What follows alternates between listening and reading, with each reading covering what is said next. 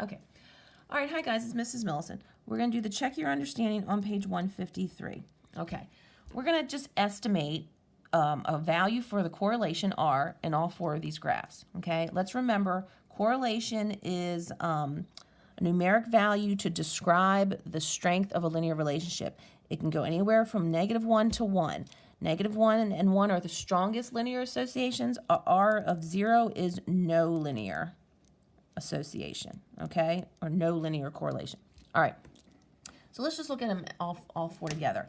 This is clearly positive, okay, and it's clearly the one that has the dots all clustered together. So he's going to have the largest positive correlation. Okay, let me write these down.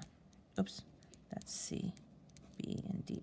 Okay, so he's definitely positive.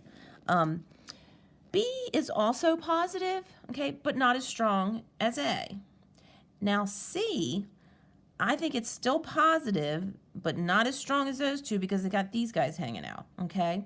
So if I was going to estimate these three positive correlations, he's definitely the strongest, which has to be closer to 1. So I'm going to say 0.8. He's the weakest, so he's got to be closer to 0. So I'm going to say 0.3.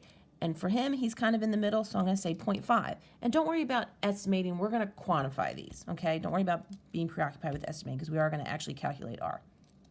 Now, as far as D, it's very scattered. I can barely see a linear pattern, but I think if I do see one, it's going to be negative, okay?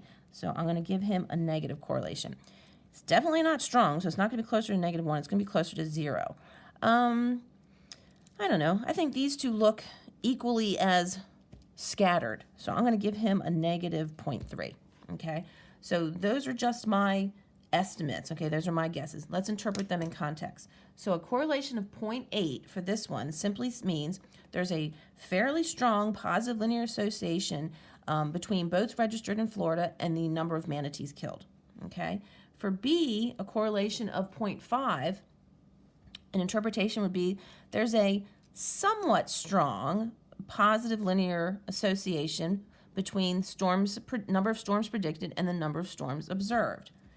For C, a correlation of 0.3 means there's a very weak positive linear association between the healing rate of limb 1 and the healing rate of limb 2.